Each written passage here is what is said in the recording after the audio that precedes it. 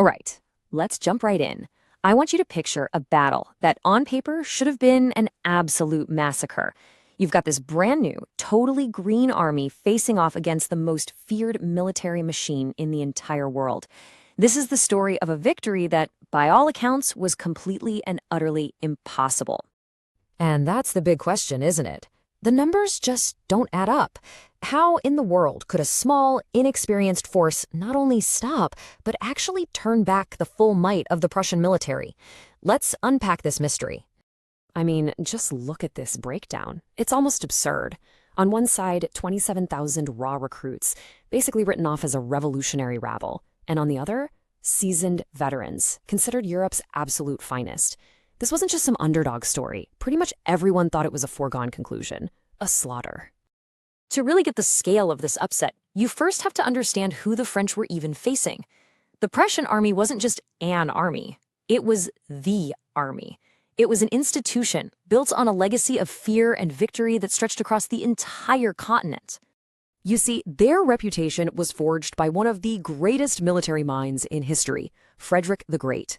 For decades, the Prussian way of doing things was the gold standard, and just the mention of their name was enough to make other armies tremble. Their whole system was built on a few key pillars. First, ironclad discipline, and I mean brutal discipline. Second, infantry drills so precise they moved like a single terrifying machine. And third, a general staff full of living legends. They hadn't just won a few battles, they had dominated warfare for generations. So, how do you beat an army like that? Well, as it turns out, the French had a few aces up their sleeve that the Prussians completely and fatally underestimated. Let's unpack the 3 crucial clues that help explain this miracle.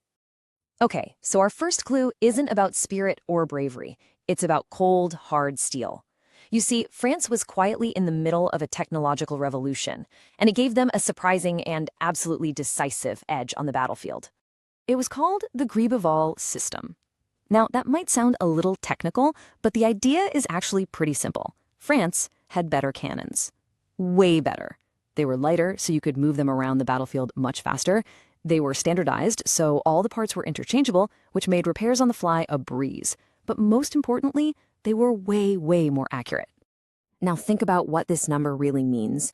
A 40% advantage in effective range. The French artillery could literally rain down fire on the Prussians long before the Prussian cannons could even hope to fire back. That's not just an edge, that's a massive, game-changing advantage. Let's get to our second clue, and this one is just as important as the tech. It's all about what was going on inside the soldiers' heads, in their hearts. It was about the power of a single revolutionary idea. The difference in why these two armies fought was just staggering. The Prussian soldier, he fought because he got paid and because he was terrified of the brutal punishment from his officers. His loyalty was to a king. But the French soldier, well, he was a citizen. He was fighting for a cause, for liberty, equality, and fraternity. He wasn't loyal to a person, he was loyal to the very idea of France itself. This quote from a French general at the time just says it all perfectly. This wasn't a job for the French soldiers, it was a crusade. And that revolutionary passion created a kind of morale, a willingness to die for the cause that the professional Prussian army just couldn't compete with. Okay, so we've got superior tech and we've got superior motivation. The final piece of this puzzle was leadership. You see, the French Revolution had thrown out the old rulebook, and that included who was in charge of the army.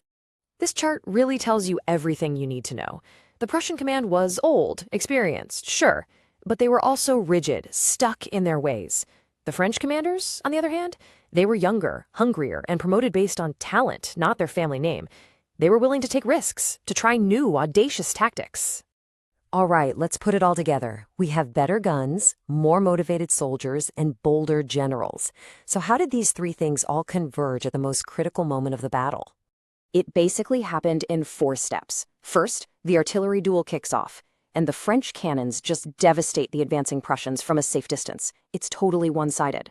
Second, when the famous Prussian infantry finally gets close, they slam into a wall of inspired French soldiers who simply refuse to break.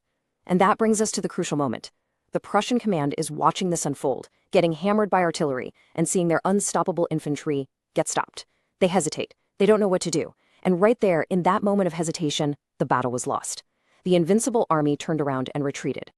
Now, this victory was so much more than just winning a single battle. Its impact echoed through history, literally saving the future of France and changing the very nature of warfare forever. The fallout was immediate and it was massive. For starters, the French Revolution was saved from being crushed by outside forces. The whole idea of a nation in arms, a whole country of citizens fighting for an idea, was suddenly proven to be terrifyingly effective. And just like that, in a single afternoon, the myth of Prussian invincibility was shattered. The famous writer Goethe was actually there on the battlefield, and he knew exactly how huge this moment was. He wrote that on that day, a whole new era in world history had begun. And you know what? He was absolutely right. Which brings us all the way back to our first question. Was this victory a miracle, or was it something else? Was this the exact moment the old way of war, of kings and paid soldiers died, and the modern way of war, of nations, technology, and ideology was born? That, right there, is the true legacy of this impossible day.